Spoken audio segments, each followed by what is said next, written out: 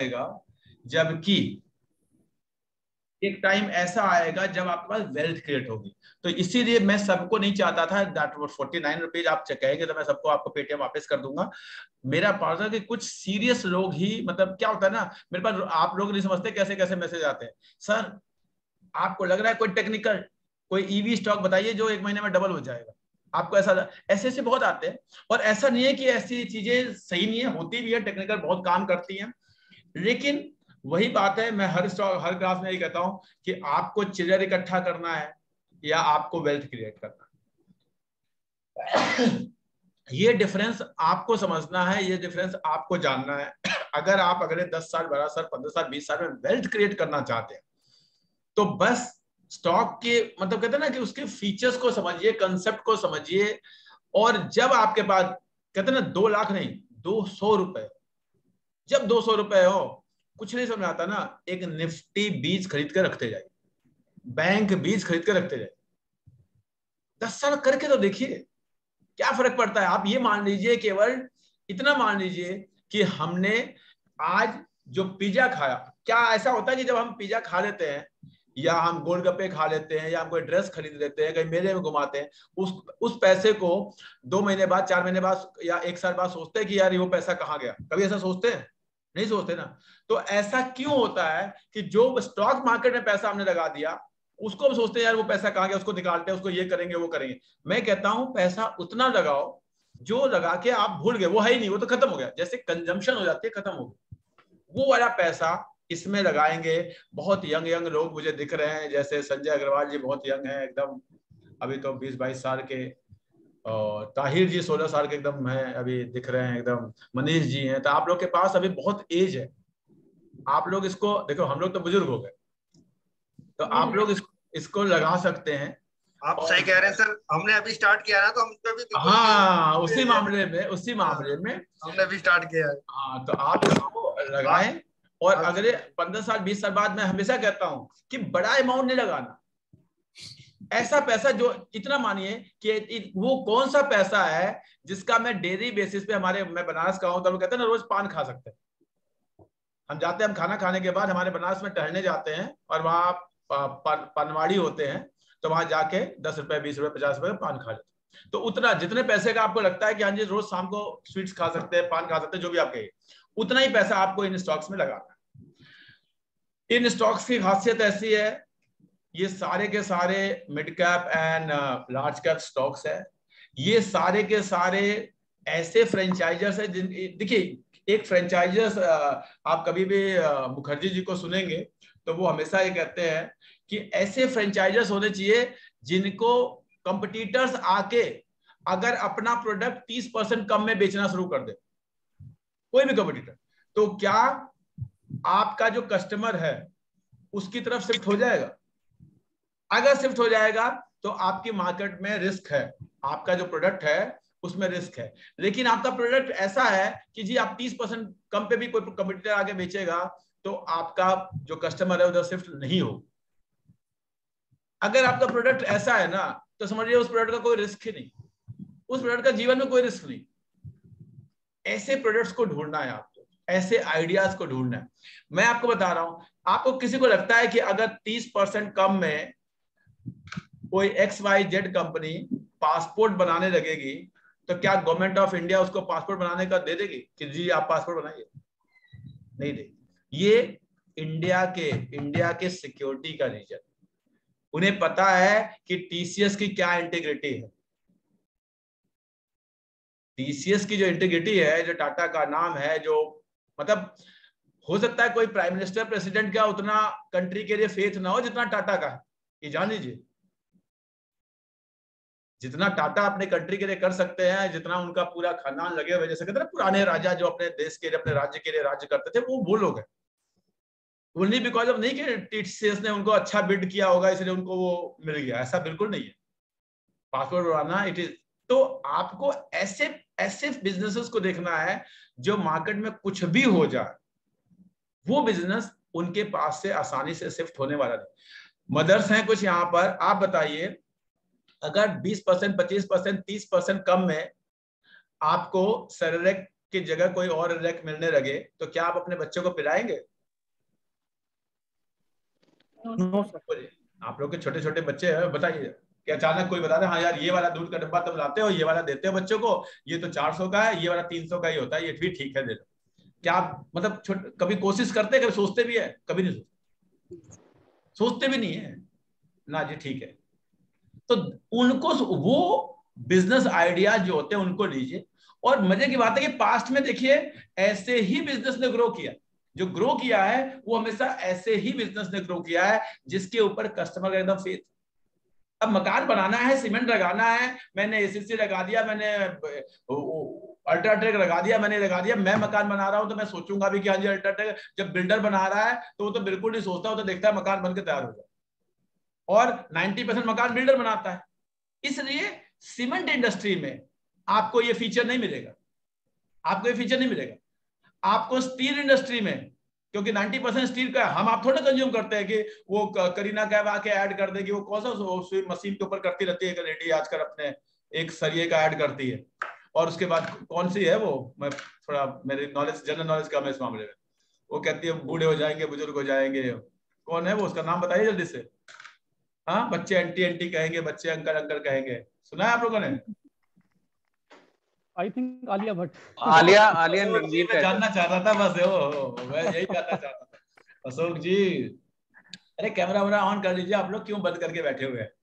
तो आपको मैं बता रहा हूं, अब आप सोचिए आलिया भट्ट के उस एड से कितना सिलरिया बिक जाए। हम आप मकान बनाएंगे, हम आप मकान बनाते कितने हैं? हम आप मकान नहीं बनाते। सरिया लगता कहाँ है? सड़कों में लगता है, बड़े बड़े हॉल्स में लगता है, एयरपोर्ट्स में लगता है। ये सब बनाता कौन है? ये सब बिल्डर्स बनाते हैं। जब बिल्डर इस सब का कोटेशन देते हैं, कभी आप कोटेशन पढ़िएगा तो उसमें ये तो लिखा होता है कि स्पेसिफिकेशन इतना होगा, इतनी स्ट्रेंथ होगी, ये होगा वो होगा। कंपनी नहीं होती जी उसमें, उनसे मतलब नहीं है कंपनी।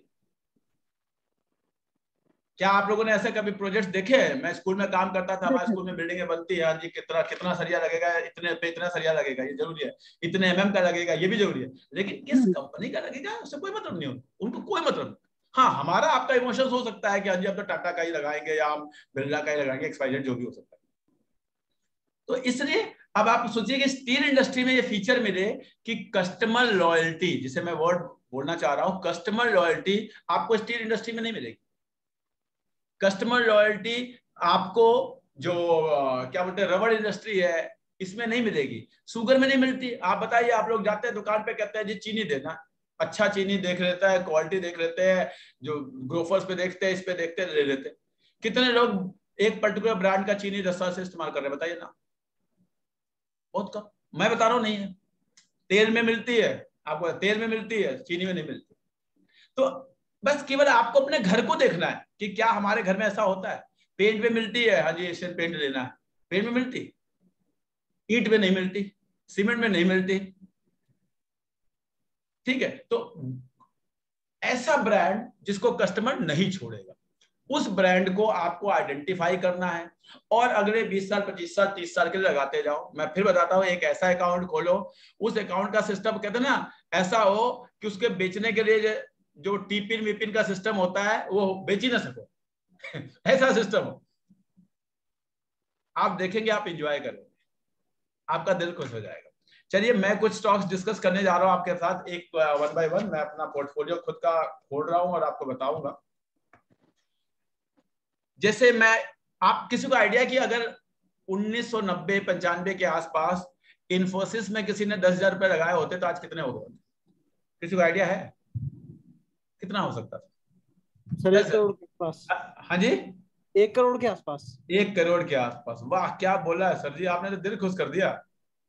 सर मेरे मामा जी ने आईपीओ में लगाए थे इन्फोसिस के, और अच्छा। हाँ जी, he was big time into shares. तो उन्होंने मतलब अपनी पूरी लाइफ के सारे एक्सपेंसेस सब कुछ उसी से शेयर्स को बेच बेच के खर्चे हैं, और आज तक उनके पास हजारों में है मैं आपको बता दे रहा हूं कि अगर किसी ने 10,000 रुपए 1993 में इन्फोसिस में केवल लगा दिया आईपीओ में, उस समय आईपीओ 10,000 का होता था, ठीक है, वंदना जी ने एकदम सही बोला, आज वो 6.5 करोड़ रुपए होता। 6.5 करोड़ रुपए के ब्याज से आपका आराम से घर चलता है, आपको कुछ और करने की जरूरत नहीं। लेकिन बस वही है कि 1990 से लेके आज तक उस इन्फोसिस को रखना वो बहुत इंपॉर्टेंट, कि 10,000 का 20,000 हुआ, हमने बेच दिया। इसे कहते हैं ना चिल्लर कमाना। चिल्लर तो सब कमाते हैं। जब मैंने आपको लॉन्ग टर्म इन्वेस्टिंग की बात की कि आपको लॉन्ग टर्म इन्वेस्टिंग में जाना है तो कुछ ऐसा होना चाहिए, हाँ जी ऐसा कुछ करें। पता नहीं क्यों हम पीएफ अकाउंट खोलते हैं और हम उसमें 15 साल पैसे डाल देते हैं। डालते हैं कि नहीं डालते? पीएफ अकाउंट खोल के डालते हैं सब लोग। लेकिन हम अपना एक शेयर का अकाउंट खोल के उससे 15 साल शेयर नहीं खरीद पाते। I don't know why. तो वंदना जी ने एकदम सही बताया कि इन्फोसिस में अगर किसी ने आईपीओ में लगा दिया होता तो वो आज इतना पैसा बन गया होता कि उसको और कुछ करने की जरूरत ही नहीं। Nothing else. Fundamentals I don't think कि किसी को बताने की जरूरत है इन्फोसिस के फंडामेंटल्स का। सबको पता है कि इन्फोसिस क्या है, उसके फंडामेंटल्स क्या है। मुझे लगता है कि किसी को भी इन्फोसिस के फंडामेंटल से इफ बट है। अच्छा एक और स्टॉक बताता हूं, चलिए इन्फोसिस तो छोड़ दीजिए। अगर किसी ने एचडीएफसी बैंक में 1990 के आसपास 1 लाख रुपए लगाए होते तो कितना हो गया होता? चलिए बताइए, सोचिए जरा कितने पैसे हो सकते हैं? आपको क्या लगता है कितने हो गए? बोलिए बोलिए, कोई थॉट प्रोसेस आता हो? सरता जी बोलिए। संजय अग्रवाल जी, गूगल नहीं करना है? No idea sir, no idea. हाँ जी, कोई आइडिया नहीं है सर, तो आइडिया नहीं है। क्वेश्चन है। मनीष गोयल जी। सर आप पछताए क्या हो जब चिड़िया चुग गई खेत? सर चिड़िया अभी बैठी हुई है, आपको चिड़िया पकड़ना है बस। मैं फिर बता रहा हूं, ये जो थॉट प्रोसेस है ना, पिछले 10 साल देखिए, पिछले 20 साल देखिए, पिछले 20 साल देखिए, पिछले 10 साल देखिए, अगले 10 साल देखिएगा, अगले 20 साल देखिएगा। ये जो थॉट प्रोसेस है कि अब ये हो गया, ऐसा कुछ नहीं हुआ, ऐसा कुछ नहीं हुआ। आप लगाइए तो मैं आपको दिखाता हूं एचडीएफसी बैंक। एचडीएफसी बैंक आपको मैं बता रहा हूं, अगर किसी ने 1 लाख रुपए इसमें लगा दिए होते 1995-96 में, जिसके आसपास ये आया था, आपको पता है वो कितने हो गए होते? ये हो गए होते 8 करोड़ रुपए। और 1995 में 1 लाख रुपए बहुत ज्यादा नहीं थे, ये भी मैं बता रहा हूं। ठीक है ज्यादा थे आज के हिसाब से, ठीक है। आज के 10 लाख के बराबर होंगे, 15 लाख के बराबर होंगे, 20 लाख के बराबर होंगे, 25 लाख के बराबर होंगे, ठीक है। उस समय बहुत लोगों ने 20 लाख का घर खरीदा होगा, 15 लाख का घर खरीदा होगा, 10 लाख की गाड़ी खरीदी होगी। मारुति में मैं बता रहा हूं, अगर मारुति में 2003 में किसी ने एक मारुति खरीदी और किसी ने उसी 20,000 का, मैं रिपीट कर रहा हूं, उसी 20,000 का, अगर 20,000 के 2003 के आसपास मारुति आती थी, मारुति के शेयर खरीदे, आपको पता है जिसने गाड़ी खरीदी वो तो कहां गई होगी? 2003 की गाड़ी तो अब रोड पे भी नहीं चला सकता। अशोक जी शायद मारुति में है ना? अशोक जी आप कि हीरो मोटोकॉर्प में है शायद, मैं भूल गया। हीरो में है। तो अगर 2003 में मारुति ना खरीद के, जो किसी ने गाड़ी खरीद ली, सॉरी गाड़ी ना खरीद के अगर शेयर खरीद लेते हो, तो आज वो शेयर मारुति के 1 करोड़ के ऊपर के हैं, 1 करोड़ के ऊपर। ये ब्यूटी है लॉन्ग टर्म इन्वेस्टिंग की, और ये हमेशा रहेगी, हमेशा रहेगी। दुनिया में जो अमीर आदमी है, जितने भी अमीर आदमी हैं, वो बिजनेस की वजह से नहीं है, वो केवल और केवल शेयर मार्केट। आज आप किसको लगता है कि अडानी जो है अपने बिजनेस की वजह से बड़ा बन गया? अडानी नंबर 1 जो बना है वो शेयर मार्केट की वजह से बना है। अडानी बिजनेस की वजह से नहीं बना है। शेयर का प्राइस ऐसे बढ़ रहा है, ऐसे भाग रहे हैं, सोच नहीं सकते। अंबानी, अडानी, ये जितने भी लोग, तो भाई उनके दिमाग, मैं तो कहता हूं उनके ऊपर विश्वास कर लो ना। उनका दिमाग है, उनके दिमाग में भाई तू चल रहा है, तेरे साथ साथ मैं भी चलूंगा, थोड़ा आगे तो मैं भी बढ़ जाऊंगा। यही करना है बस आपको, ज्यादा मतलब ज्यादा थॉट प्रोसेस नहीं लगाना। चलिए मैंने आपको HDFC बताया, मैंने आपको, अच्छा हीरो मोटोकॉर्प, अशोक जी हीरो मोटोकॉर्प की हिस्ट्री का कुछ आइडिया है आपको? बताइए हीरो मोटोकॉर्प में अगर हमने पैसा लगाया होता 20 साल पहले तो क्या हुआ होता? बोलिए सर। No idea. आप तो हीरो में काम करते हैं। हाँ, बट हीरो में मैं लास्ट 5 साल से हूँ, बट अभी आइडिया नहीं है कि कितना। मैं आपको बता रहा हूं, अगर किसी ने हीरो मोटोकॉर्प पे पैसा लगाया होता ना, देखिए, और ये सब तो डिविडेंड डिविडेंड देने के बाद किए, देखिए ये शेयर 2006 में कितने का था? 544 नहीं दिख रही। अच्छा स्क्रीन नहीं दिख रही? ओहो, ऐसा कैसे हो रहा है कि आप लोग को स्क्रीन नहीं दिख रही? आप बताइए, आप दिख रही है? अब दिख रही है सर। देखिए जरा, ये 541 का था, आज ये शेयर कितने का है? आज ये शेयर, और ये मैं आपको 2006 की बात बता रहा हूं, बहुत पुरानी नहीं, 15 साल पहले की बात बता रहा हूं। और जबकि पिछले 2 सालों में हीरो का शेयर नीचे ही आया है, देखिए यहां तक गया था ये 4000 तक, 8 गुना, 15 साल में 8 गुना। आपका एफडी में पैसा 2 गुना नहीं होता है। और ये मैं तब बता रहा हूं, मैंने इसमें कोई वो इंक्लूड नहीं किया, इसमें डिविडेंड डिविडेंड ये सब कुछ इंक्लूड नहीं, सिंपल शेयर प्राइस की कैलकुलेशन कर रहा हूं मैं आपको। तो कुछ शेयर्स हैं जो कि इंडिया के बेस्ट फ्रेंचाइजीज हैं, जिनका कोई कंपटीशन नहीं है, और जो जिस स्पीड से पास्ट में बढ़ते आए हैं उसी स्पीड से आगे भी बढ़ते रहेंगे। मैं आपको बताता हूं, आगे भी बढ़ते रहेंगे, एकदम कैलकुलेटेड है, उसमें कोई इफ बट है ही नहीं। उन शेयर्स के बारे में हम डिस्कस करेंगे, मैं आपको लिस्ट दूंगा, और ये वही शेयर है जो मेरे पोर्टफोलियो में आपको बता रहा हूं, इसमें कोई इफ बट नहीं है। आप जिस एंगल पे चाहें उस पे इसकी कैलकुलेशन कर लेना।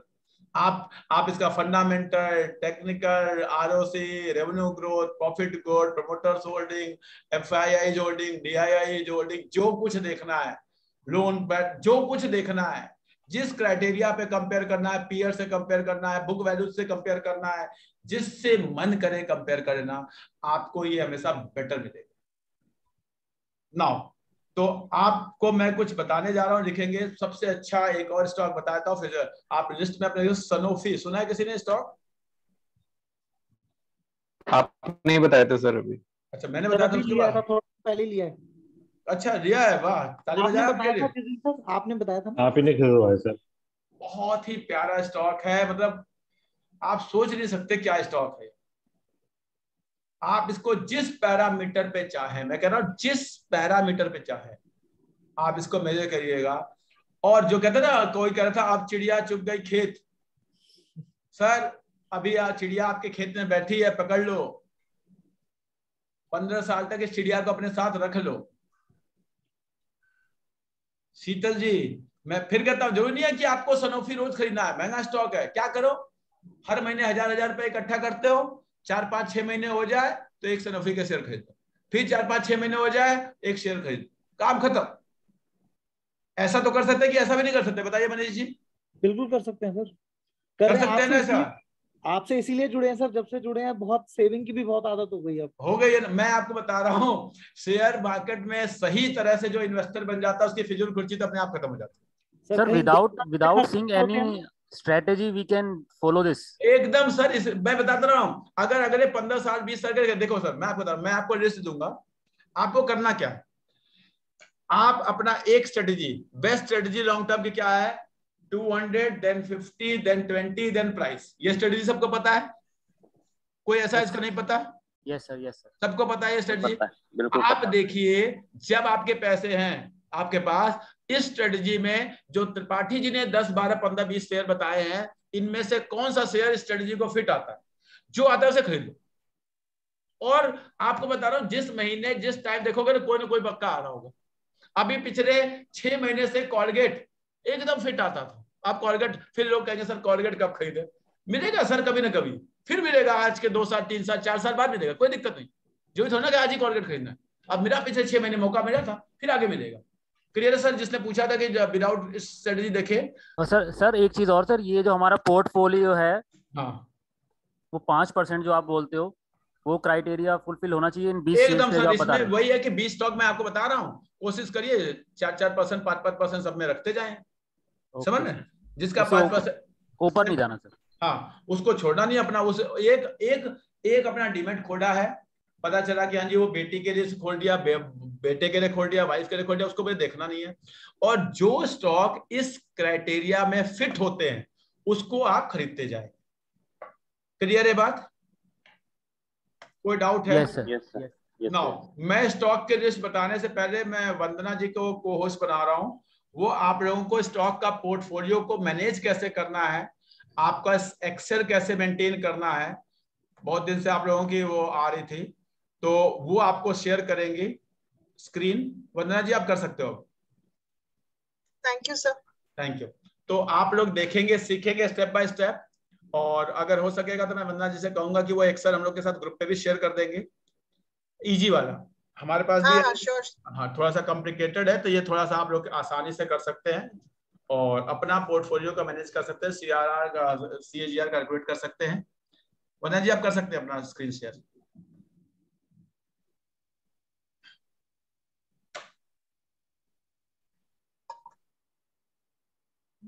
सर मेरा स्क्रीन विजिबल है क्या? यस एकदम विजिबल जी है। जी विजिबल है मैम। ठीक है, ये मैंने एक सैंपल गूगल स्प्रेडशीट बनाई है। इट्स जस्ट अ सैंपल कि अगर आप चाहें तो लिख सकते हैं, या मैं एनीवेज ये शीट शेयर कर लूंगी। तो name, buy date, buy price, quantity, buy value, ये मैंने जान के खाली छोड़े, current market price and current value, और किस स्ट्रैटेजी पे हमने खरीदा और क्या हमारा टारगेट प्राइस है। और इफ अगर हम चाहें तो एक रिमेनिंग गेन का एक और कॉलम रख सकते हैं, उससे हम देखते ही पहचान जाएंगे कि कौन सा जो है हमारे टारगेट प्राइस से क्लोज आ रहा है। So in this way we can make a Google spreadsheet. So मैं क्या करती हूँ कि ये जो खरीदता, जो मेरे पोर्टफोलियो में है एट प्रेजेंट, वो मैं ये ऊपर वाली लिस्ट में डालती रहती हूँ, और जो मैं सेल कर देती हूँ वो मैं नीचे डाल देती हूँ। ये जो सेकंड लिस्ट दिख रही होगी आपको, जिसमें 3 स्टॉक्स हैं, उसमें मैं buy date, buy price, quantity, buy value, ये सारी वैल्यूज ऊपर से उठा लेती हूँ, और फिर sell date, sell price, sell value, और क्या मेरा गेन और लॉस हो रहा है वो इसमें। तो एक बार जब वो कोई स्टॉक मेरे यहाँ पे सोल्ड हो जाता है तो फिर मैं उसको यहाँ से ऊपर वाली लिस्ट से हटा देती हूँ।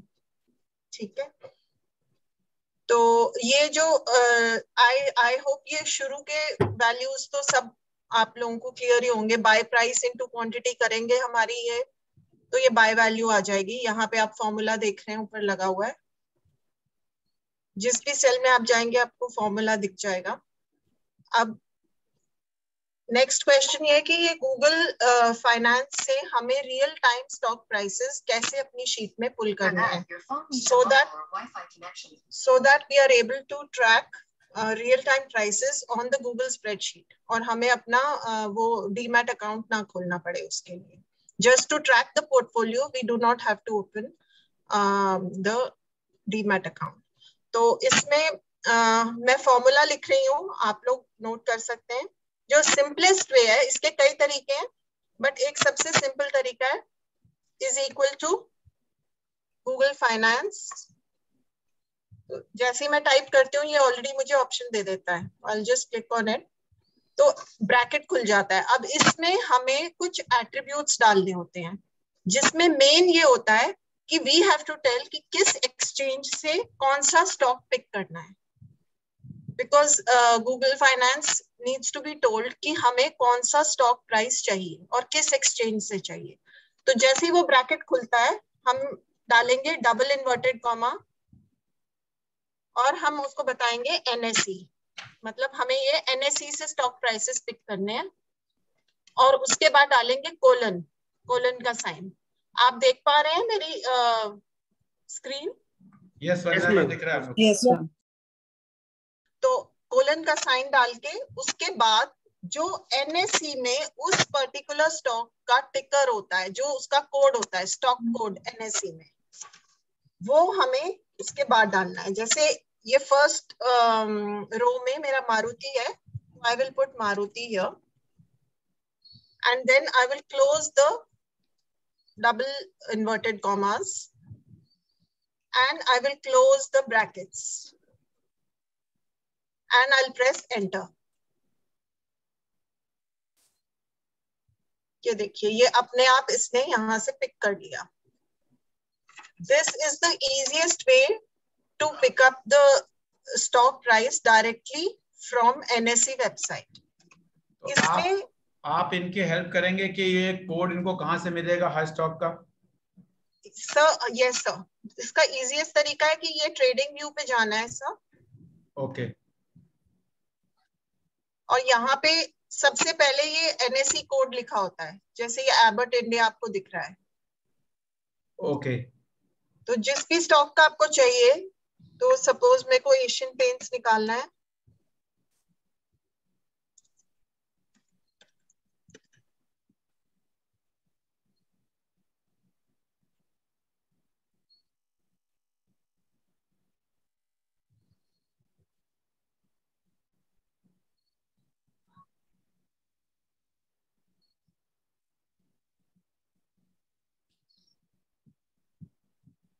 तो ये सब शुरू में लिखा हुआ आ गया एशियन, ASIANPAINT।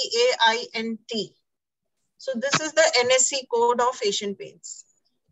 इसमें सबसे इंपॉर्टेंट यही है कि जो हमारा ये फॉर्मूला है, यहाँ आप देख पा रहे हैं, इसमें हमारा जो ये NSE हमें बताना है कि किस एक्सचेंज से लेना है, कोलन डाल के हमें उस स्टॉक का कोड डालना है, NSE code of that particular stock जिसका हमें प्राइस उठाना है। ये एक्चुअली गूगल फाइनेंस से we can pick all kinds of data, not just stock price, but ये बाय डिफॉल्ट स्टॉक प्राइस लेकर आता है। तो इसमें अगर हम चाह रहे हैं कि हमें सपोज कुछ और पिक करना है, तो हम इसी फॉर्मूला में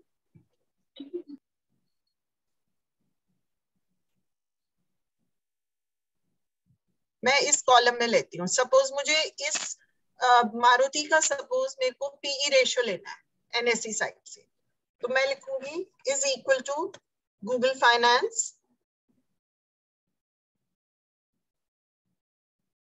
उसके बाद ब्रैकेट्स के अंदर double inverted commas NSE colon Maruti inverted commas closed, comma again a double inverted comma for the attribute कि मुझे क्या वैल्यू कौन सी चीज का पिक करना है। अब मैंने PE रेशियो पिक करना था, तो मैं यहाँ लिखूंगी PE और मैं इन्वर्टेड कॉमास बंद करके ब्रैकेट्स क्लोज करके इसको एंटर कर दूंगी। तो ये यहाँ पे मारुति का PE आ गया मेरे पास।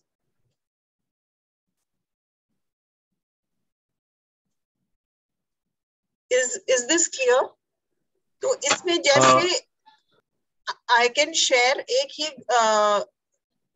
गूगल के ऊपर एक सपोर्ट शीट है गूगल फाइनेंस की, आप देख पा रहे हैं मेरी स्क्रीन पे, इसका मैं लिंक शेयर कर दूंगी। इसमें अगर आप देखेंगे स्क्रॉल डाउन करके, तो you will be able to see सारे चीजों का सिंटैक्स। ये देखिए, open, close, high, price open, volume, market cap, high 52, EPS। तो जो भी आप निकालना चाहें उसमें आप एट्रीब्यूट, सेकंड वाले एट्रीब्यूट में ये भरेंगे।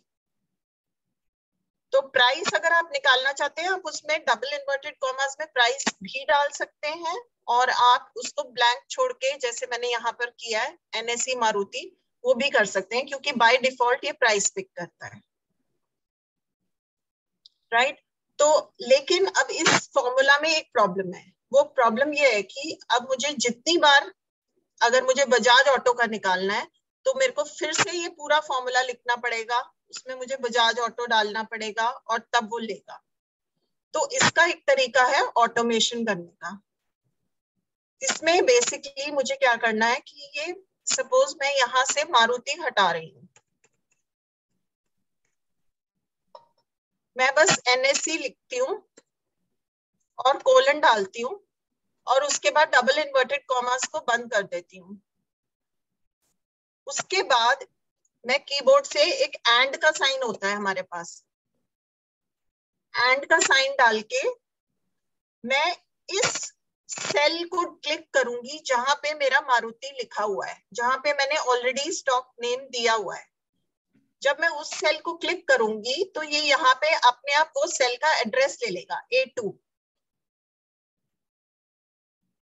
तो NSE मैंने बेसिकली इन्वर्टेड कॉमर्स खोले, NSE कोलन लिखा, इन्वर्टेड कॉमर्स क्लोज किए, उसके बाद एंड का साइन डाला और जिस सेल में मेरा वो नाम लिखा हुआ है स्टॉक का, उस सेल को क्लिक कर दिया तो ये उस सेल का एड्रेस इसने ले लिया यहाँ पर। अब ये ब्रैकेट्स क्लोज हो गए और मैंने इसको एंटर कर दिया तो again you can see that it has picked the price। इसका फायदा ये है कि अब मैं इसको सिर्फ यहाँ डाल के ऐसे ड्रैग डाउन करूंगी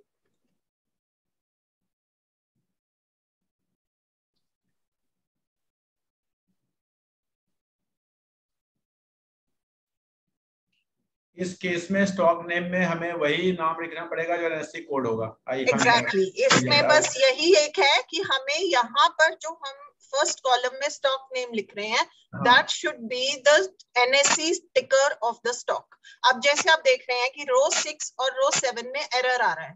हाँ, ये नेस्ले का शायद कुछ और होगा। दैट मींस कि यहाँ पर जो लिखा हुआ है मैंने ये वो आई थिंक नेस्ले IND। हाँ जी, ये नेस्ले IND है और ये एशियन पेंट्स में ये गैप नहीं है एक तो, हाँ, और एक S भी नहीं है शायद।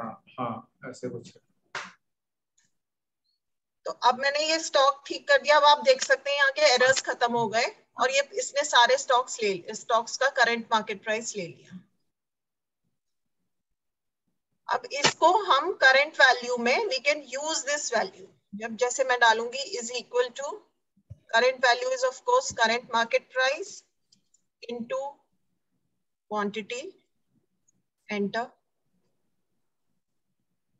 अब ये अपने आप ऑटो फिल दिखा रहा है। सो ये मेरे करंट वैल्यूज आ गए। Is this clear to everyone? Yes, Sheetal ji. Yes, clear ma'am. Ma'am ये सिर्फ स्प्रेडशीट्स गूगल स्प्रेडशीट्स में हो सकता है या एक्सेल में भी हो सकता है? एक्सेल में भी हो सकता है बट एक्सेल में तरीका अलग है। वो भी एक्सेल में 2016 के बाद का एक्सेल होना चाहिए। अगर उससे पहले वाला वर्जन है तो एक्सेल में नहीं हो पाएगा ये।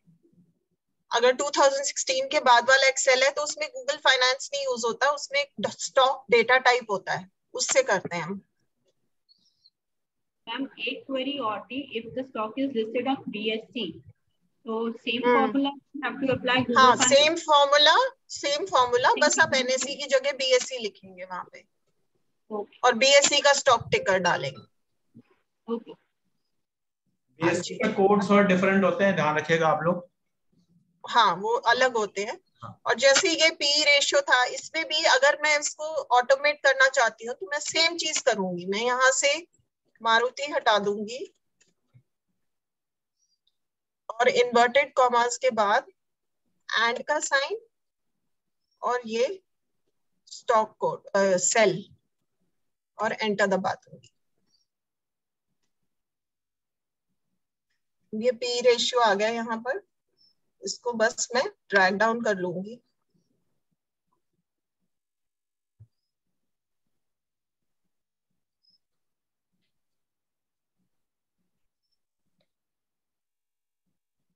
वंदना जी एक चीज और बताइए लोगों को कि ये जो रोज हमें बढ़ाने होंगे तो ये ऑटोमेटिकली ये टोटल अपने आप आएगा या फिर चेंज होगा?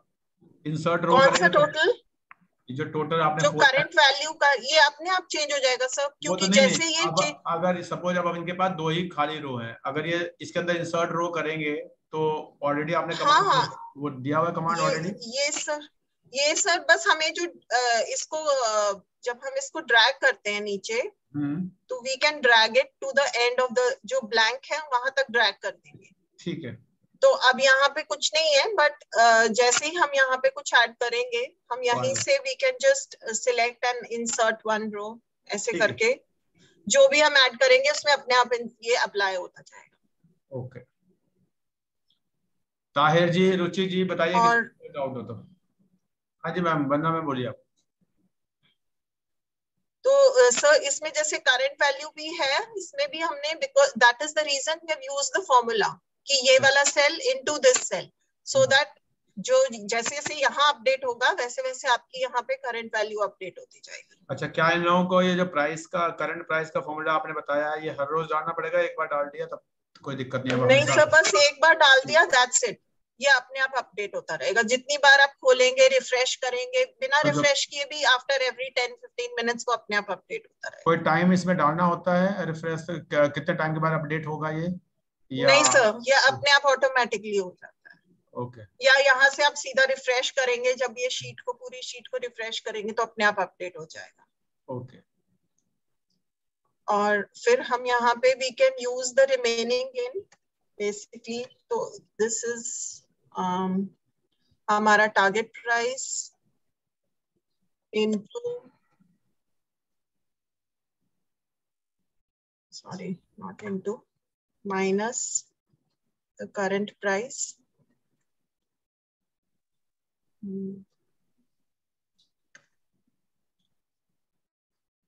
and divided by the current price।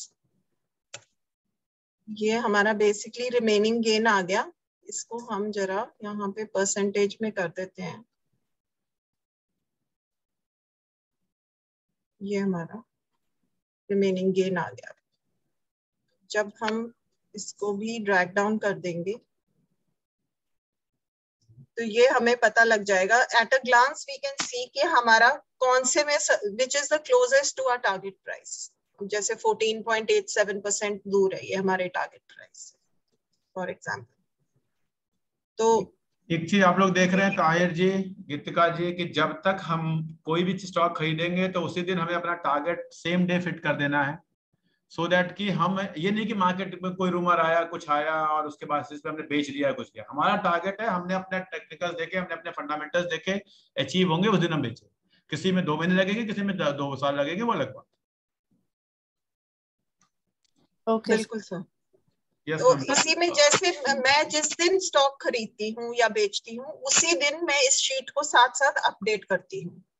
इसी में जैसे एक सेकंड मैंने एक शीट बनाई है। This is for CAGR, how we need to calculate the CAGR। ये भी एक सिंपल सा प्रोसेस है। इसमें बेसिकली मैं हर फाइनेंशियल ईयर की शीट अलग बनाती हूँ, बोथ द शीट्स। तो हर जैसे इस बार अब 1 अप्रैल में फाइनेंशियल ईयर शुरू हुआ तो मैं क्या करूंगी, ये सैंपल स्टॉक शीट में सपोज मैंने अपना ईयर चेंज कर दिया, so 2022 to 23, इसको सेव एज कर दूंगी पहले बिफोर मेकिंग एनी चेंजेस। और जो फिर प्रीवियस ईयर की जो मेरे पास शीट है उसमें एक ये शीट एक्स्ट्रा मैंने ऐड की हुई है। This is for CAGR। इसमें सबसे इंपॉर्टेंट क्या है कि the first row should have the date on which we purchased our first stock or the date from which we want to start calculating CAGR। जैसे for example मैंने ये 31st मार्च 2021 लगाया क्योंकि वो लास्ट फाइनेंशियल ईयर से मेरे को CAGR calculate करना है। उस टाइम पे what was the value of my portfolio, ये मैंने जस्ट एज एन एग्जांपल लिया है कि 5 लाख सपोज मेरा पोर्टफोलियो था ऑन 31st मार्च 2021। तो जो ये वैल्यू है ये हमें हमेशा माइनस साइन के साथ लिखनी है। जो हमारी प्रीवियस ईयर की वैल्यू है जहां से हम उस अपनी CAGR कैलकुलेशन शुरू कर रहे हैं वो हमें माइनस साइन के साथ लिखनी है। बेसिकली जो भी हम इन्वेस्टमेंट करेंगे that investment has to be written with a minus sign. You can take it कि ये हमारे अकाउंट से जा रहा है तो हमने इसको माइनस डाल दिया. जो भी हम सेल करेंगे वो हम इसको पॉजिटिव साइन में यहाँ पे लिखते जाएंगे. इट इज बेटर कि हम इस चीज को असेंडिंग ऑर्डर में जैसे जैसे हम कर रहे हैं, कि मैंने बेसिकली वही स्टॉक्स को जो मैंने आपको शीट 1 में दिखाया था, इन्हीं स्टॉक्स को जैसे 12/4/21 पे my buy value was 52,440. वो मैंने यहाँ पे डाला हुआ है 12/4/21 buy value minus 52,440. तो all investments have to be put with a minus sign and all sales. Now आप ये देखेंगे 11/10/2021 पे मैंने सेल की 53,460 की. ये आप शीट पे चेक कर सकते हैं. ये 11/10/21 पे सेल वैल्यू यहाँ पे नहीं है. एक सेकेंड.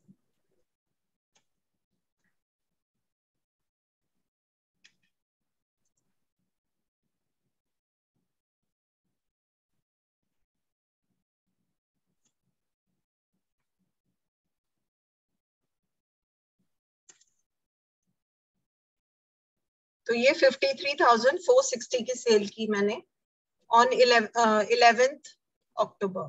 तो यही चीज आप यहाँ पे देखेंगे, ये मेरी एंटर्ड है. 11th अक्टूबर पे सेल है. This is in positive. CAGR वाला फंक्शन तब तक कोई वैल्यू नहीं रिटर्न करेगा या एरर देगा जब तक हमारी एक ही साइन की एंट्रीज होंगी. अगर हमारे पास सिर्फ पॉजिटिव एंट्रीज हैं या सिर्फ नेगेटिव एंट्रीज हैं तो उसमें एरर आए. तो we have to give positive as well as negative entries to this. तो बेसिकली जो जो इन्वेस्टमेंट हम कर रहे हैं वो हम माइनस साइन के साथ इसमें एंटर करेंगे और जो जो हम सेल कर रहे हैं वो हम प्लस साइन के साथ इसमें एंटर करते जाएंगे. फिर फाइनली हम यहाँ पे लिखे लास्ट में, सपोज मैंने ये डाला नेट वैल्यू एज ऑन, उसके बाद मैंने इसमें डाल दिया आज का डेट. इसमें भी मैंने फॉर्मूला डाल दिया इज इक्वल टू टुडे और ब्रैकेट्स ओपन एंड क्लोज. सो ये अपने आप हर रोज डेट चेंज कर देगा जब भी मैं ये शीट को खोलूंगी.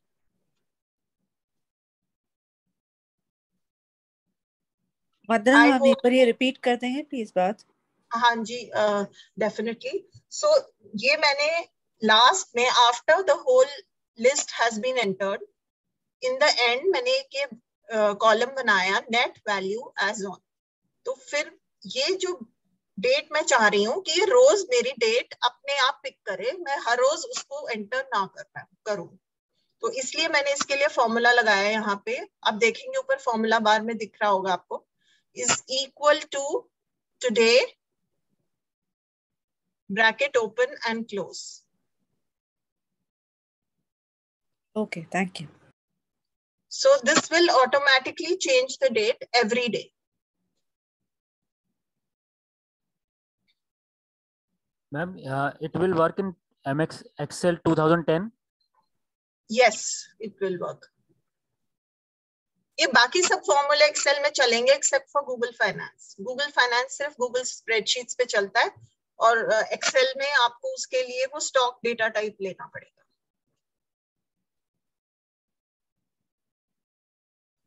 तो ये जैसे वैल्यू है ये, अच्छा इसने मेरी वहां से पिक किया है. एक सेकेंड.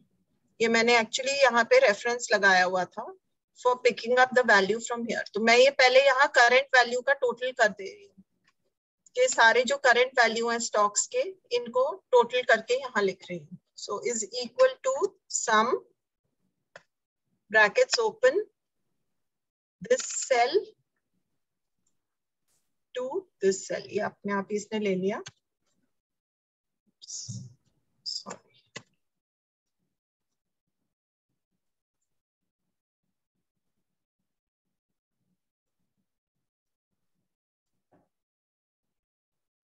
मैम ये शीट आप दे देंगे क्या? तो इस सेल का मैं एड्रेस देखूंगी क्या है. तो अगर आप देखेंगे यहाँ पे इस सेल का address is G13 G is the column and 13 is the row. So this cell is G13.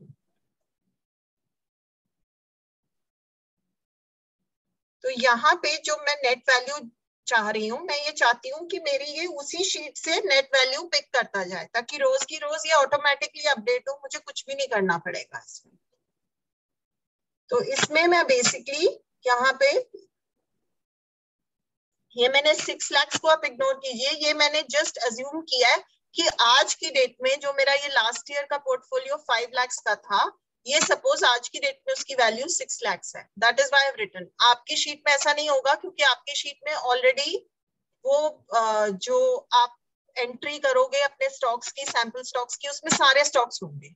So you won't have to add this 6 lakh. ये तो मैंने इसलिए ऐड किया है। तो आप यहाँ पे सिर्फ सपोज ये मैं चाह रही हूँ, मैं हटा ही देती हूँ ताकि कंफ्यूजन ना हो।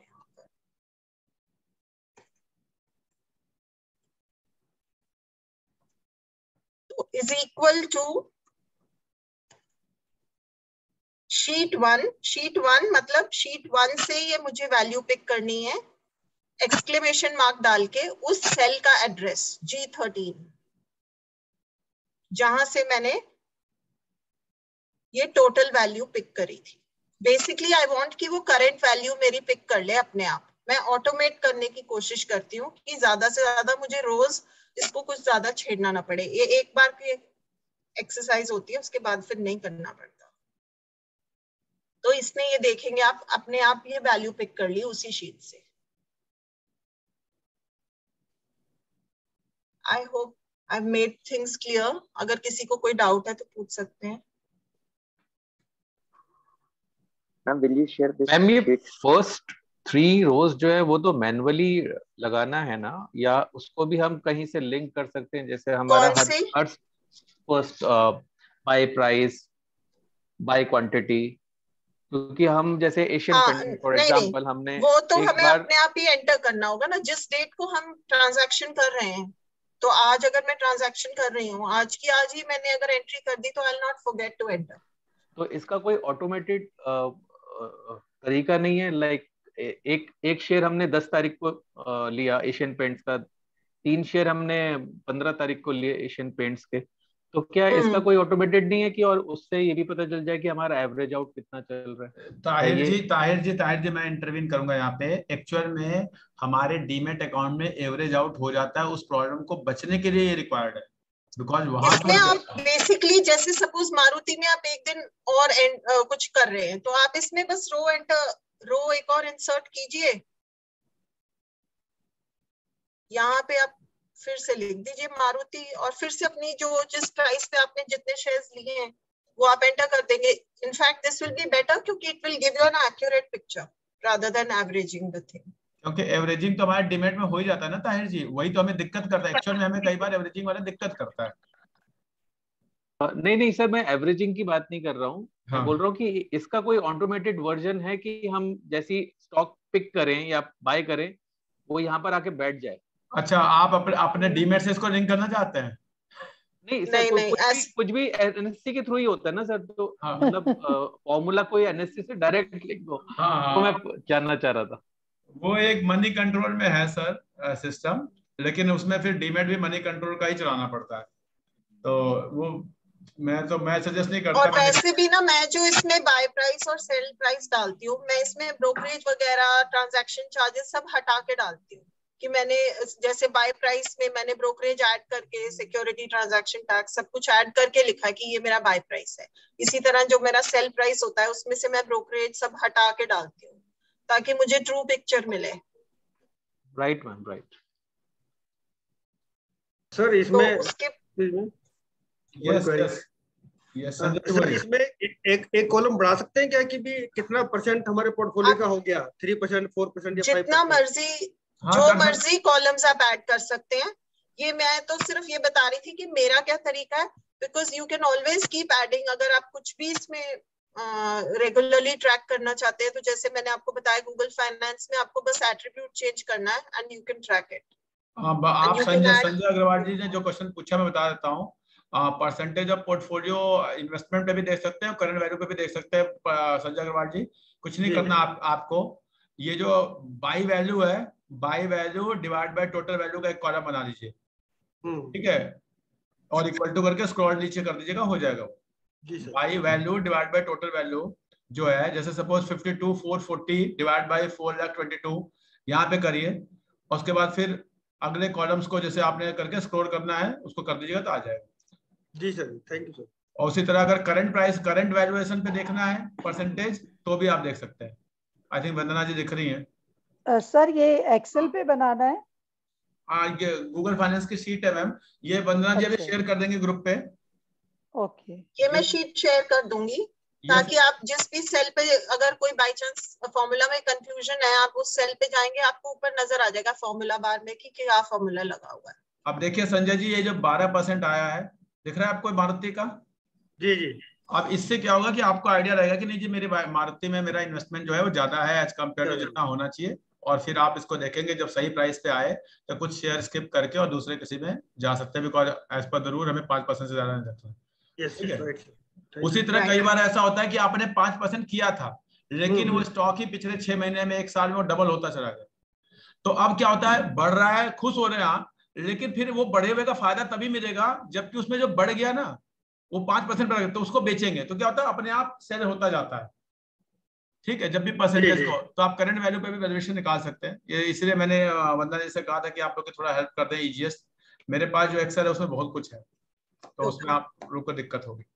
सर जब हम पोर्टफोलियो मैनेज करते हैं तो असेसमेंट करते हैं 5% 4%, तो ये बेसिकली हम जो मार्केट वैल्यू है उस पे करते करंट हैं। हमेशा जब भी देखिए क्या होता है, हर डे पे तो आप नहीं कर सकते, इन्वेस्ट करते समय आपको देखना है कि आपकी उस समय की पोर्टफोलियो वैल्यू कितनी है, उसका 5% इन्वेस्ट करना है हमेशा, और फिर हर 6 महीने 1 साल में आपको रिव्यू करते रहना है कि अगर कोई स्टॉक आपका कम रह जाता है तो उसमें और इन्वेस्ट करना है 5 पहुंचाने के लिए। इसी वही एक एवरेजिंग का बेस्ट तरीका है।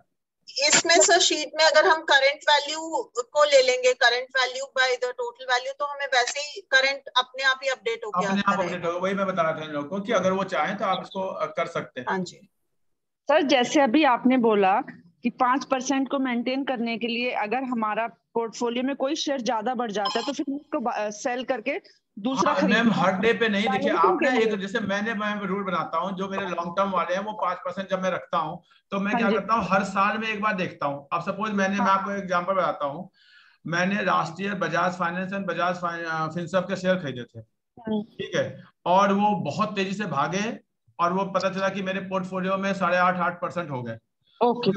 अब भाग, तो ऐसा नहीं कि जब वो भाग रहे थे मैं हर डे, जब साल का एंड आया मैंने देखा यार 5% होना चाहिए तो 8.5% हो गए, तो मैंने क्या किया, उसमें से 3% बेच दिए। अब 3% बेच दिए तो उसके 2 फायदे हुए, एक मेरा पोर्टफोलियो 5% पे आ गया, दूसरा मेरे पास कैश आ गया, और तीसरा जो स्टॉक बढ़ा है उसका बेनिफिट भी तो मिल गया ना। कई बार होता नीचे आ जाए तो पैसा आया तो मैं बाद में खरीद लूंगा। ठीक है, तो गलती कहाँ लोग करते हैं कि बजाज फाइनेंस बढ़ गया, सारा बजाज फाइनेंस बेच दिया। नहीं, मैंने बेचा लेकिन रूल के हिसाब से बेचा। रूल क्या कहता है, 5% रखना है, अब वो 8% था, मैंने 3% बेचा। ठीक है, तो ये इस तरह से चीजें आप करेंगे, अगर आप रूल लगाएंगे तो आपका पोर्टफोलियो बहुत अच्छा जाता है। और कोई क्वेरी है किसी को इससे रिलेटेड? ये टारगेट प्राइस एक बार समझा देंगे वापस? ये टारगेट प्राइस तो आप लोग को मैंने आपको बाय या सेल की स्ट्रेटजी बताई, दिख रही है आपको, V20 RHS cup with handle दिख रहा है आपको, यहाँ पे दिख रहा है स्ट्रेटजी, ये वाली है कप विद हैंडल DMA, आप लोग देख पा रहे हैं? किसने पूछा था? तो वो जो आप लोगों ने क्लासेस में सीखी है वहां पे टारगेट निकालना सिखाया गया ना हर स्ट्रेटजी का। जी सर, वहां से लगाना है सर। ओके, कि आप टारगेट क्या लेके आप एंट्री कर रहे हैं। ठीक है, और कोई क्वेरी? यस मैम, प्लीज वरना मैम प्लीज। ट्रेडिंग स्टॉक के लिए है ना? तो हाँ जी, ये जो स्ट्रेटजीज हैं अलग अलग सेल के लिए, तो ट्रेडिंग स्टॉक्स के लिए है ना? हाँ, ये देखिए ट्रेडिंग इन्वेस्टमेंट के लिए तो आपने रख दिया, उसमें तो देखिए कुछ करना ही नहीं होता। इन्वेस्टमेंट वाले में तो आपने ट्रेडिंग सोचा क्या, वो तो आप अपना खरीदते रखेगा मैंने बताया। ये तो जिसको थोड़ा बहुत ट्रेडिंग करता है भाई, 2 4 5 महीने 6 महीने 1 साल 2 साल में कुछ बेचना है फिर खरीदना है, उनके लिए अपना CAGR कैसे कैलकुलेट करना है। इवन आपने नहीं भी बेचा है तो भी साल के एंड में आपका जो क्योंकि कुछ ना कुछ और पैसे आए, आपने उसको इन्वेस्ट किया, तो आप CAGR वगैरह कैलकुलेट करके अपने पोर्टफोलियो को देख तो सकते ही हैं। बस टारगेट प्राइस नहीं रहेगा, करंट वैल्यू रहेगा, शेयर प्राइस नहीं रहेगा आपका उस सीट में। ओके ठीक है sir. Sir. Okay sir. Sir इससे हम अपना ईयरली टैक्स प्लान का देख सकते हैं क्या? मैम वो तो आपका डीमेट में सर ऑलरेडी हर डीमेट में ऑलरेडी आ जाता है कि कितना टैक्स आपका शॉर्ट टर्म का लॉन्ग टर्म बन रहा है, उसमें आपको देखने की जरूरत क्या है। लेकिन ये है कि आपको कम से कम होता है ना कि आपका पोर्टफोलियो परफॉर्म कैसा कर रहा है। ठीक है, कई बार मेरे पास ऐसे लोग आते हैं कि सर हमें, मैं पूछता हूँ भाई कितना लगाया था, सर पता नहीं सर, जब पैसे आए लगाता गया, मुझे तो पता ही नहीं है कितना लगाया। मतलब आप में से भी कोई ऐसे होंगे, अगर मैं पूछूं कि आपने आपने पैसा आज कितना बता देंगे, लेकिन लगा कितना चुके हैं आपको पता ही नहीं होगा। ऐसा है किसी के साथ? बोलिए। हाँ सर।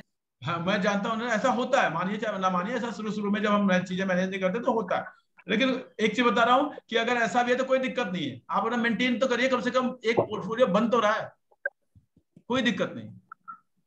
सर हाँ जी। लेकिन डीमैट अकाउंट में तो शो हो जाता है कि इतनी आपकी इन्वेस्टमेंट है, इतना आपका प्रॉफिट है। नहीं नहीं नहीं, जो वो आपको इन्वेस्टमेंट शो होता है प्रेजेंट डेट पे, वो हमेशा वो शो होता है। देखिए आपने 10,000 का कोई स्टॉक था, उसको 12 में बेचा, और फिर वो 12 को आपने दोबारा खरीद लिया कोई और स्टॉक, तो आपकी इन्वेस्टमेंट 12 दिखाएगा, लेकिन एक्चुअल में आपकी 12 तो इन्वेस्टमेंट है नहीं, आपकी तो 10 ही इन्वेस्टमेंट है ना, अगर आप डीमेट में जाओगे तो। मैं रिपीट कर रहा हूं, अगर आप डीमेट के थ्रू इन्वेस्टमेंट और रिटर्न को कैलकुलेट करते हो तो क्या करेगा, मैंने जनवरी के महीने में 10,000 रुपए लगाए, फिर उसको बेच दिया, फिर वो मेरे अकाउंट में आ जाएगा 1-2 दिन में, फिर मैं 12 का कुछ और खरीद लूंगा, फिर वो 15 हो जाएगा, फिर मैं तो वो इन्वेस्टमेंट हमें 15-14 दिखाएगा ना, क्योंकि जितने का हम खरीद रहे हैं इन्वेस्टमेंट वैल्यू वो दिखाएगा, लेकिन एक्चुअल में आपकी इन्वेस्टमेंट वैल्यू तो 10,000 ही थी साल के शुरू में। तो वो डीमेट से आपको वो चीज नहीं मिल पाती। ठीक है। उसमें जो लास्ट में हम जब नेट वैल्यू आज की डेट की इज इक्वल टू टुडे करके डालते हैं, तो जो हमारी आज की वैल्यू है this has to be in positive, तो इसीलिए मैंने ये वो उस सेल से उठाई थी वैल्यू, तो ये हमेशा पॉजिटिव में आएगी आपकी।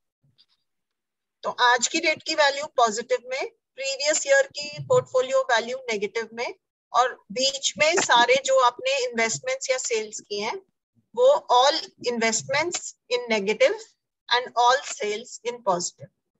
ये चीजें बहुत इंपॉर्टेंट है फॉर कैलकुलेशन ऑफ CAGR। हाँ जी, और कोई क्वेरी? हाँ जी ऐसा सर 20 स्टॉक की लिस्ट मैं कर रहा हूँ, अभी मैं जा रहा हूँ, बस उसी पे जा रहा हूँ। पहले आपका ये चीज हो जाए तो लिस्ट में दोनों मैंने आपको बता दिया किस स्ट्रेटजी पे हमें करना है, लिस्ट में आप लोग को दे रहा हूँ। और कोई भी स्टॉक इसमें से डिस्कशन करना चाहेंगे तो हम जल्दी से कर लेंगे। आप लोग लिस्ट लिखना। वंदना मैम हो गया हमारा या बच्चा हुआ कुछ? बस ये CAGR बताना है सर। Yes ma'am please. हाँ, ये फिर नेक्स्ट इसमें मैंने लिखा है total investment plus last years value. अब ये टोटल इन्वेस्टमेंट में बेसिकली मैंने इन सबको ऐड कर दिया है, लीविंग द फर्स्ट वाला which is for last years value, क्योंकि वो मेरी इस साल की इन्वेस्टमेंट नहीं है, तो मैंने ये इन सबको ऐड कर दिया। बट मैंने सम से पहले माइनस साइन लगाया क्योंकि ये सारे मैंने नेगेटिव में डाले हैं, तो इसलिए मैंने वो माइनस साइन लगाया ताकि जो मेरी टोटल इन्वेस्टमेंट है वो मुझे यहाँ दिख जाए कि इस साल में मैंने ये इतनी इन्वेस्टमेंट की है टोटल, प्लस ये है लास्ट ईयर की वैल्यू। ये मेरा सिंपली यहाँ से पिक किया हुआ है -C2, ये देखेंगे आप, इज इक्वल टू -C2। ये लास्ट ईयर की वैल्यू है, वो यहाँ पे है। तो यहाँ इस कॉलम में मैंने इन दोनों को ऐड कर दिया है। ये देखिए B21 प्लस C21, ये इन टोटल इन्वेस्टमेंट इस साल की, और ये लास्ट ईयर की वैल्यू। ये CAGR के लिए जरूरी नहीं है, बट ये मैंने जस्ट फॉर माय रेफरेंस इसको मैं ऐसे लिखती हूँ। फिर ये एब्सोल्यूट रिटर्न अगर मुझे निकालना है तो इज इक्वल टू जो मेरी नेट वैल्यू है अभी माइनस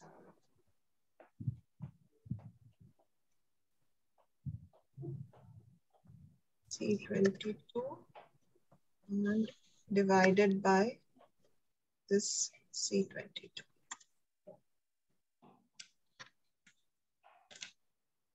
ये मैं इसको परसेंटेज में कर सकती हूँ, ये मैंने अच्छा परसेंटेज में कर दिया, सॉरी। एब्सोल्यूट रिटर्न तो सिंपल माइनस में हो जाएगी, just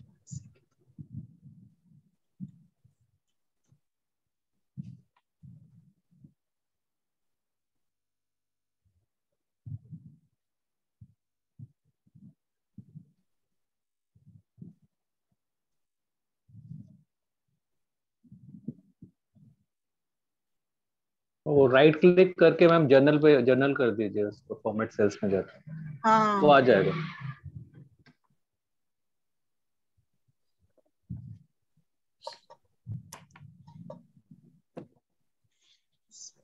to C19 minus C22. Basically formatting change करना पड़ेगा। Yeah. तो अब ये प्रॉफिट परसेंट मेरा निकल आएगा, टोटल जो मेरी एब्सोल्यूट रिटर्न है divided by my total investment which is this, and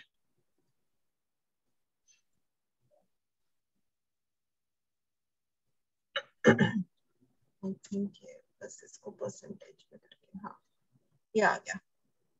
अब ये CAGR के लिए जो फॉर्मूला होता है दैट इज कॉल्ड XIRR। ये ध्यान से देखिएगा आप लोग, ये जैसे दीपक मिश्रा जी, संजय अग्रवाल जी, सरिता जी, ये this is the most important, यही हमें मैक्सिमाइज करना। Is equal to XIRR bracket open. इसमें अब हम जो सेल्स लेंगे, अमाउंट लेंगे पहले, starting from the first one and going down to the net value as on today.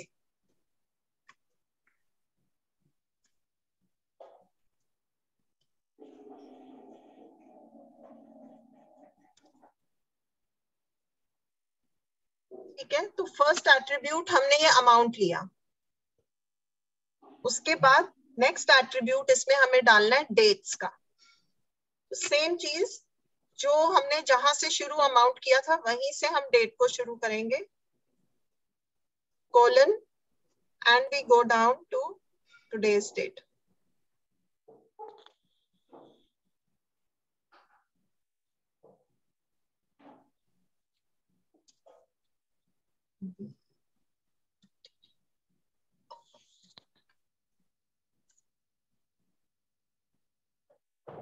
ये आ गया हमारा CAGR।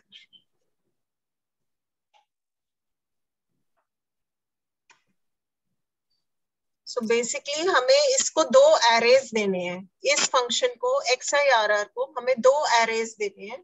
एक होनी चाहिए हमारे रेंज ऑफ अमाउंट्स, कि क्या हमारी इन्वेस्टमेंट्स है, क्या हमारी सेल्स है, आज की वैल्यू क्या है, वो सब। और दूसरा एरे होगा हमारी डेट्स, कि कौन सी डेट्स को वो इन्वेस्टमेंट्स हुई है। इसमें सबसे इंपॉर्टेंट चीज ये है कि जो हमारी फर्स्ट वैल्यू है ना, that should be the earliest date. इससे पहले की डेट का कोई भी यहाँ पर नीचे जो इतनी भी हमने इन्वेस्टमेंट्स डाली है, इस डेट से पहले की डेट यहाँ नीचे नहीं होनी चाहिए। सबसे इंपॉर्टेंट ये है कि फर्स्ट डेट जो हमने जहां से हमें CAGR की कैलकुलेशन शुरू करनी है वो सबसे पहले अर्लीस्ट डेट होनी चाहिए। वो वैल्यू कहाँ से आएगी? ये आप जैसे मैंने पिक किया ऐसे कर सकते हैं कि वैल्यू एज ऑन, अगर लास्ट फाइनेंशियल ईयर में आपके पोर्टफोलियो की कुछ वैल्यू थी वो यहाँ डाली जा सकती है, या अगर आपने इसी फाइनेंशियल ईयर में इन्वेस्टमेंट शुरू की है तो जो date of your first investment, then this will be the date of your first investment है टोटल, वो वैल्यू यहाँ पर आएगी फाइनल ईयर में इन्वेस्टमेंट। नो, हाँ, the date of the first investment, जिस डेट को आपने सबसे पहले इन्वेस्टमेंट किया वो यहाँ सबसे पहले आएगी। पुराने CAGR मतलब लास्ट ईयर की जो भी इन्वेस्टमेंट है उसका इफेक्ट कुछ भी नहीं रहेगा, right? Sorry, I didn't get your question. ये जो मैंने अभी वैल्यू एज ऑन फर्स्ट जो वैल्यू है वो हमारी total investment of last year मान लीजिए है, मैं करंट ईयर का CAGR फाइंड आउट कर रही हूँ, तो इस पर मेरी जो भी इन्वेस्टमेंट और सेल है ये सिर्फ मेरी दिस ईयर की जो भी ये इसका पर्पस ही यही है, इसका पर्पस ही यही है कि मैं इस साल को ट्रैक कर सकूं। अब जैसे मैं इस शीट को इस साल में मैंने सेव कर दिया 2022-23 में, है ना, तो इसी तरह मेरे पास लास्ट ईयर की सेव्ड होगी। अगर मुझे लास्ट ईयर का पता करना है तो मैं अपनी लास्ट ईयर की खोल लूंगी। Okay, got. तो ये सारा क्लियर है। CAGR कैसे निकालना है इसमें कुछ डाउट?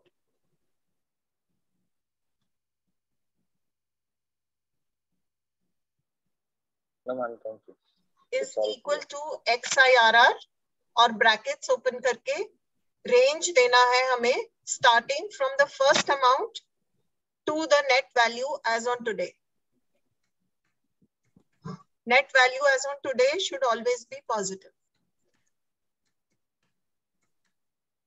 और फिर कॉमा डाल के हमारी डेट्स, सेम डेट्स जो starting from the first date to today's date.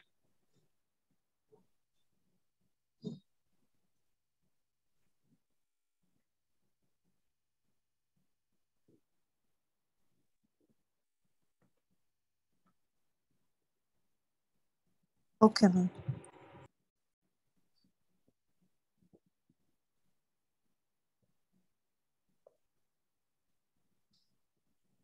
किसी की कोई क्वेरी है या हम आगे बढ़े? सर आगे बढ़े. ओके, आई होप सबने देख लिया होगा. अदरवाइज अभी हम लोग वंदना मैम को मैं बोलूंगा, वो आप लोग के साथ अभी इसी ग्रुप पे जो हमने इस पर्पस के लिए, आज के पर्पस के लिए ग्रुप बनाया है, वो आज के बाद वो ग्रुप डिजॉल्व भी करूंगा मैं. एंड आप लोग को उसी ग्रुप पे शेयर कर दिया जाएगा. आप लोग इसको और यूज करेंगे, थोड़ा प्रैक्टिस करेंगे. ये वीडियो मैंने रिकॉर्ड कर लिया है तो मैं इसको यूट्यूब पे भी डाल दूंगा. आप लोग इसको रिवाइज कर सकते हैं सो दैट कि आप लोग को आसानी रहेगी. ठीक है, अब मैं जिन स्टॉक्स के बारे में क्लास के शुरू में मैं बात कर रहा था. थैंक यू वंदना मैम, बहुत बहुत धन्यवाद आपका. ठीक है, आज आपकी मदद करने के लिए. आई होप हम लोग सब लोग थैंक यू बोलेंगे वंदना मैम को एक बार. Thank you ma'am. Thank you ma'am. Thank you, my pleasure. Okay, और जिन सर स्टॉक्स मेरा की एक क्वेश्चन है. सर यस मेरा एक बोलिए क्वेश्चन सर. है. सपोज कीजिए I want to purchase for 20 years. हाँ, तो क्या ये मेरा टारगेटेड प्राइस में फिर इसको कुछ नहीं रखूंगा ना सर? नहीं, कुछ नहीं रखेंगे सर, उसमें कुछ नहीं रखेंगे. Okay, thank you sir. ठीक है, नाउ उन स्टॉक्स की मैं बात करता हूं जो हमें हमेशा के लिए खरीद के भूल जाने हैं. और ये मैं नहीं कह रहा कि सारे खरीदने हैं. जब आपके पास पैसे हों उस समय आपको केवल ये देखना है कि इनमें से कौन सी हमारी क्राइटेरिया को फुलफिल करता है. क्राइटेरिया क्या बताया था मैंने आपको? 200 DMA, then 50 DMA, then 20 DMA and then price. उस समय इनमें से जो मिले आप उसे खरीदिए, भूल जाइए. ऐसे ही जब भी आपको हर 2 महीने बाद, 4 महीने, कभी बोनस आए, कभी आपको सैलरी से पैसे बच जाएं, कभी जो भी पैसे आपके हों, आप खरीदते जाइए. And the wealth which you will having, आप सोच भी नहीं सकते हो कितना पैसा होगा, आपकी इमेजिनेशन के बाहर होगा. ठीक है, तो अब मैं केवल लिस्ट पे जाऊंगा. 3:30 पे मेरा एक और सेशन है, इसीलिए मैंने इसको 2:30 के जगह मैंने आज 2 o'clock शिफ्ट कर दिया था कि थोड़ा सा मुझे लग रहा था लंबा हो जाएगा. लेकिन कोई बात नहीं, अच्छा ही हुआ कि आप लोगों ने एक नई चीज सीखी.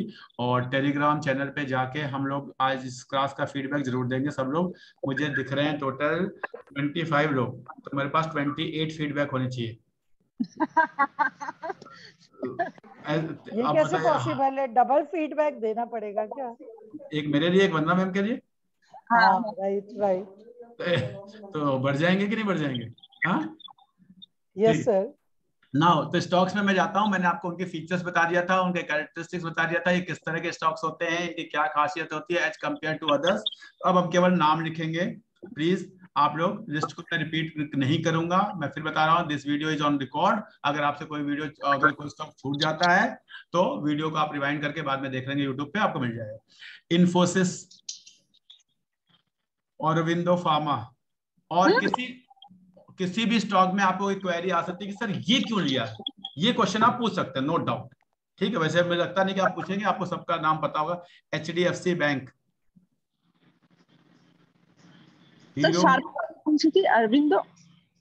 Aurobindo pharma, hero MotoCorp, Britannia /ITC. आपको जो मन करे, आधा मन करे, मैं आधा लेता हूं, बल्कि ITC ज्यादा लेता हूं, ब्रिटानिया कम लेता हूं.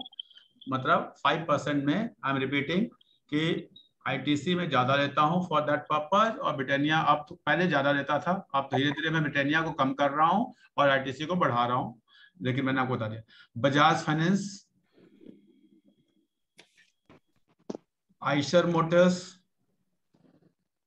किसी भी स्टॉक को आप मुझसे क्वेरी कर सकते हैं कि sir why it is in that category, या आप मुझसे पूछ सकते हैं, जो मैंने आपको क्लास के शुरू में कैटेगरी बताया, जो फीचर्स बताए. ठीक है, Page industry,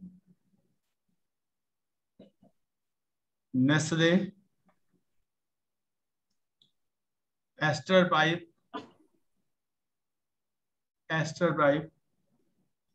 ICIC Lombard,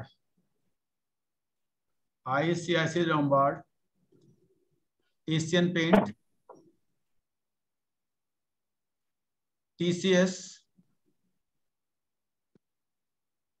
HDFC life. अच्छा एक चीज और बता रहा हूं, अभी जैसे ही LIC का IPO आएगा, ये जो वैल्यूएशन के बेसिस पे जैसे ही उनका वैल्यूएशन निकाल के आएगा, जो वो भागेगा, आपके HDFC लाइफ वगैरह बहुत तेजी से भागेंगे उस समय।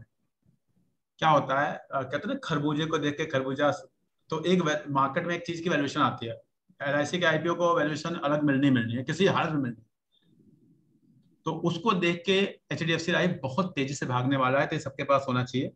ठीक है, Colgate, Havells, HDFC AMC, Whirlpool, ये आपके स्टॉक का लिस्ट है। आई थिंक एग्जैक्ट 20 होंगे आपके पास ये। इनमें से नहीं सर ऐसा नहीं होगा, ITC और ब्रिटानिया का आपने आधा आधा करके लिखा होगा, स्लैश करके लिखा होगा। ठीक है, मैं आपको बता रहा हूँ क्योंकि ये तो मैंने अपने पोर्टफोलियो से कॉपी किया है, तो इसलिए वो हो नहीं सकता। तो अब आपको इनमें से कोई भी जो मैंने शुरू में आपको फीचर बताया है, अगर किसी को लगता है सर ये उसमें कैसे आता है या इसमें क्या है, तो आप मुझसे पूछ सकते हैं। Still I have 5-6 minute. Sir अभी 19 हुए सर। 5 मिनट लेट थी तो आप रिपीट कर सकते हैं शुरू सर में। 19 हुए हैं सर, इंक्लूडिंग ब्रिटानिया। सर आप एक बार दोबारा ही रिपीट कर दीजिए सारे। Infosys, Aurobindo pharma, HDFC bank, Hero MotoCorp, Britannia, Bajaj finance, Eicher motor, Page industry, Britannia और ITC एक साथ देखा होगा आप लोगों ने, Nestle, Astral, ICICI Lombard, Asian paint, TCS, HDFC life, Colgate, Havells, HDFC AMC, Sanofi, Whirlpool. Sanofi रही है। सर एक क्वेश्चन था सर। हाँ सर MRF और अबाउट इंडिया भी है हमारे उसमें पोर्टफोलियो में। अच्छे, देखिए मैंने आपसे बताया कि जो देखिए अच्छे स्टॉक तो और भी है, लेकिन ये जो मैंने आपको शुरू में जो फीचर बताया कि जिसकी फ्रेंचाइजिंग फीचर होती है, जिसके कंपटीटर्स ही नहीं होते और होते हैं तो वो और वो कहीं एग्जिस्ट ही नहीं करते, उनका कोई मतलब नहीं होता। इन सब में आप देखोगे, इनके अगर आप ऑपरेटिंग मार्जिन देखोगे, इन जितने भी मैंने आपको स्टॉक बताया, लगभग ऑपरेटिंग मार्जिन सबका, अगर आप एवरेज देखोगे, I am not talking about present में ऊपर नीचे होता रहता है, कि करीब ऑपरेटिंग मार्जिन का 30% के आसपास आता है। ये सारे के सारे जितने भी हैं लगभग एक फैमिली ओरिएंटेड बिजनेस है, किसी एक फैमिली ने शुरू किए थे, उस तरह का ये बिजनेस है लगभग। ठीक है, I am not talking about HDFC bank and all, लेकिन लगभग ये क्या करते हैं, इसमें से जो 30% का मार्जिन, उसमें से 10-12%, सौरभ मुखर्जी जी यही कहते हैं, और बहुत अच्छी उनकी एनालिसिस बहुत अच्छी है, आप देखेंगे कि 10-12% ये उसमें से निकाल लेते हैं अपनी फैमिली की ग्रोथ, अपने लाइफस्टाइल को मेंटेन करने के लिए, और 20% ये अपने ही कंपनी में री इन्वेस्ट कर देते हैं हर साल। ये जितने मैंने आपको बताया, आप सोचिए कि अगर वो 20% से अपनी कंपनी में इन्वेस्ट कर रहे हैं, तो सिंपल सा लॉजिक है कि 20% से उनकी कंपनी ग्रो करे तो आपका पोर्टफोलियो अपने आप 20% से ग्रो करने लगता है, इसमें कोई इफ बट है ही नहीं। और वो जो 10% निकालते हैं वो इन फॉर्म ऑफ आपको डिविडेंड मिल जाता है एवरेज। जो 10% वो निकालेंगे तो ऐसा तो है नहीं कि केवल अपने दे देंगे, अपने देंगे तो आपको भी देंगे। तो 20% का ग्रोथ और 10% का एवरेज डिविडेंड, या 10% किसी ने नहीं दिया, 4 दिया, तो वहां 26 का ग्रोथ हो जाएगा, यानी बहुत अच्छा 25, 26, 27% का एवरेज ग्रोथ आपको मिलता है। इतना प्यारा है, मैं बता रहा हूँ, रोज देखने की जरूरत ही नहीं है। आज के आज आपने 49 रुपीज की क्लास किया ना, सब भूल जाए, आप इसको खरीदते जाए 10 साल बाद, 15 साल बाद आप देखेंगे कि आपके पास कोई चीज इकट्ठी हो गई। जैसे होता था आपको याद है बचपन में, अगर आप लोग मम्मियां जो होती थी, कभी कान की बाली बनवा ली, कभी अंगूठी बनवा ली, कभी वो बनवा ली, और फिर जब बेटी की शादी होती थी तो अच्छा खासे गहने हो जाते थे और उससे बेटी की शादी हो जाती थी। याद है आपको? यस, सेम स्ट्रेटजी है, सेम स्ट्रेटजी। ठीक है, I hope, thank you very much Mandana ma'am. आप लोग को मैं सबको रिक्वेस्ट करूंगा, टेलीग्राम चैनल पे प्लीज सर एक रिक्वेस्ट है मेरी, फीडबैक जरूर डालेंगे। और थैंक यू सर। ऐसी क्लासेस सर एक क्वेश्चन था मेरा। Yes ma'am please. हाँ, if you don't mind sir, आप इसको यूट्यूब पे डाल देंगे तो फिर दिस इज तो for everyone in free of cost. This is everyone for free of cost, लेकिन आपने जो क्वेरीज ली हैं, जो समझा है, देखिए एक वीडियो को देखना एक अलग चीज होती है और क्लास को रेगुलर अटेंड करना एक अलग चीज होती है। आप चाहते हैं मैं न डालूं? नहीं Sir, नहीं it should be on YouTube. हाँ, It should मैं be on मेरे को YouTube. देखिए एक्चुअल में this 49 rupees is not, actual में मैं नहीं चाहता था कि बहुत सारे लोग इकट्ठे हो जाएं यहाँ पे, फिर वो ना जितना आसानी से आप लोगों ने चीजों को समझा है वो फिर वैसा नहीं हो पाता। मैंने क्लास के शुरू में कहा कि that 49 was not important, 49 rupees मैं आपको वापस कर दूंगा, आप मुझे एक मैसेज भेजना, नंबर भेजना, that will go to your Paytm और गूगल पे। ठीक है Madhu ma'am, for you it is no sir, this was not my intention. मैं नहीं चाहती, एक्चुअली आपने कई बार देखा होगा कई क्लास ऐसी हो जाती है, मैं तो हर क्लास को ऐसे ही फ्री करना चाहता हूँ, मेरी मजबूरी है, मैं करता हूँ तो उसमें दूसरी तरह की प्रॉब्लम्स आती। यस सर, देखा है सर। हाँ, तो वो प्रॉब्लम देखिए, आज की आपके 1.5 घंटे करीब क्लास हुई, आपको पता चला वो कैसी कोई प्रॉब्लम, तो बट वो सीरियस क्या होता है, केवल सीरियस लोग जुड़े, that is the my thing. बाकी 49 रुपीज से आपको क्या होगा और मुझे क्या होगा आपको भी पता है। ठीक है, ठीक है, thank you sir, thank you sir, thank you so much sir, thank you sir, thank you so much, thank you sir, once again thank you Vandana ma'am, thank you ma'am.